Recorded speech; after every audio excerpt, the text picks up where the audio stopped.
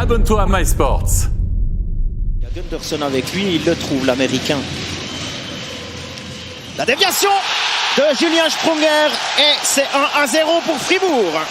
Encore un but sur le premier powerplay.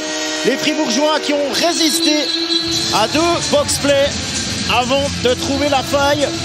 Gunderson pour Sprunger, 1-0. On va revoir Di Domenico qui sera encore sur la feuille de pointage. Gunderson, la déviation du capitaine. À mon sens, on donne le but à Gunderson, mais à mon sens, la crosse de Sprunger a dû toucher Spallet. Ah oui, il n'y a aucun doute, absolument aucun doute. Gunderson aura un assist, hein, c'est déjà pas mal.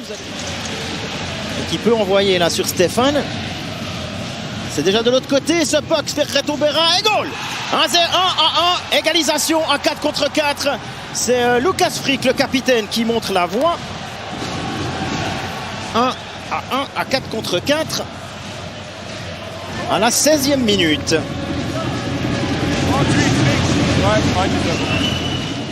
On a mis le puck au but. Et puis on allait suivre, travailler dans la zone devant le gardien. Le puck au but. On insiste une fois, 2 fois. Et à la 3e fois, Lucas Frick. Et c'est le premier point pour Jiří Sekac. Sekac et Paré seront les assists là. 1-2 et le 3e coup. Jörg arrive un peu tard hein, pour gêner Lucas Frick. Motet retour à l'américain. Desharnais qui fait le tour de Stéphane. Et goal. Et c'est Chris Di Domenico. Le but est accordé au top scorer de Fribourg-Gotteron. Il a fallu 41 secondes pour marquer une nouvelle fois en powerplay. C'est 2-1. Et Di Domenico marque son 2e but de ses playoffs. On en parlait avec notre invité tout à l'heure. Joueur important lorsqu'il maîtrise ses nerfs. On revoit Motet pour Desharnais qui fait le tour de Tobias Stéphane. Ce puck qui est jouable et Di Domenico qui file glisser ce puck au fond du filet lausannois. Donc Desharnais et Motet à la passe sur cette 2e réussite des Fribourgeois. Tobias Stéphane avait pourtant eu la jambière solide hein, qui a pris le temps et ça a laissé Yecker se mettre face à son tir. Genadzi.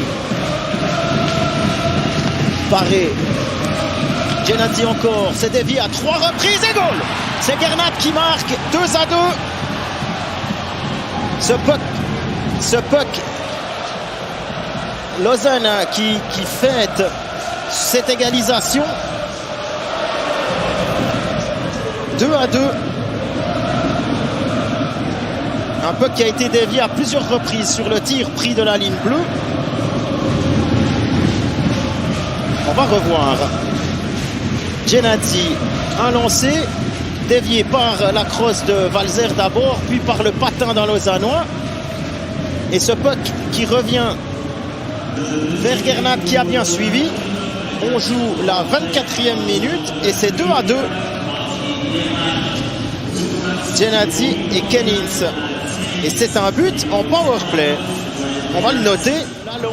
Au LHC, c'est clairement là ce but en powerplay. Kennings encore qui fait tout juste et c'est 3-2.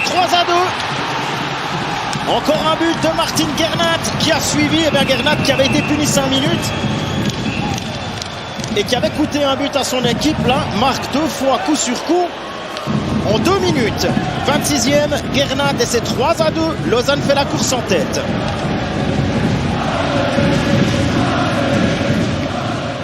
Ça n'a pas traîné. On revoit le très bon travail de Kennings qui sert Gernat en attirant tout le monde à lui. Le Slovaque n'a plus qu'à pousser ce puck au fond. Kennings là, extraordinaire le travail du Letton. Qui lui aussi. Et on remet là le tir de Motet, le rebond. Desharnais de l'autre côté, Di Domenico. Et goal 3-3. Le powerplay fribourgeois marque encore. 3e but en situation spéciale pour les hommes de Christian Dubé et doublé pour Di Domenico dans la partie de ce soir. Encore une fois, beaucoup de patience de part et d'autre. On revoit Gunderson, Motet, le tir. Et là, le coup d'œil de Desharnais et Di Domenico qui enfonce le clou sur cette supériorité numérique.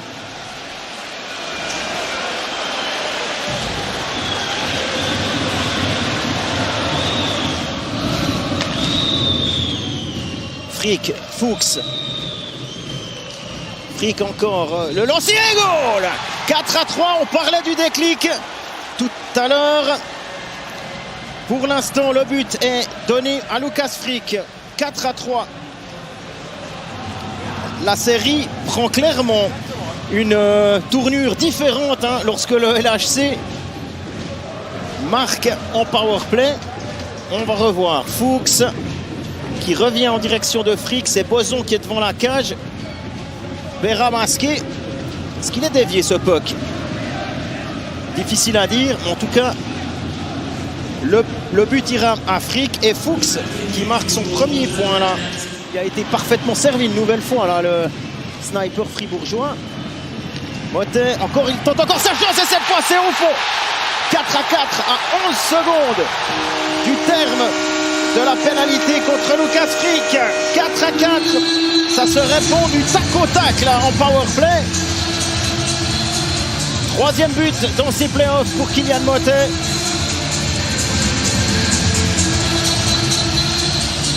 « 13 minutes 50 pour avoir une décision avant les prolongations. Di Domenico, Gunderson et Motet. Tobias Stefan est battu. Le tir du haut des cercles a une nouvelle fois fait mouche.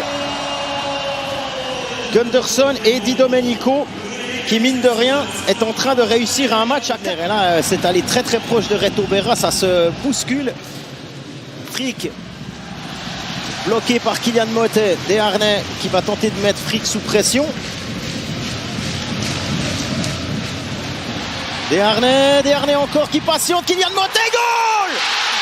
Fribourg est en demi-finale à 1,48 du terme de cette prolongation. 5-4.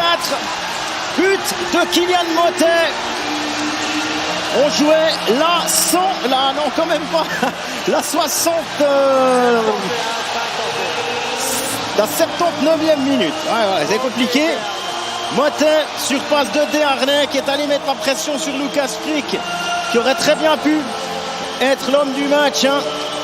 Le capitaine lausannois, Lausanne n'obtiendra pas un nouveau shot. Une nouvelle chance de défier Fribourg. C'est terminé. Lausanne est en vacances. Et Fribourg qui, grâce à Kylian Motet, et c'est un doublé pour Motet, passe en demi-finale. On ne connaît pas encore l'adversaire des Fribourgeois, mais on va revoir. Lucas Frick, le tir bloqué par Kylian Motet. Et puis ensuite, Desharnais qui met la pression. Motet encore qui touche ce puck. Et Desharnais qui patiente et qui offre un caviar sur un plateau à Motet qui scelle le score final. 5-4.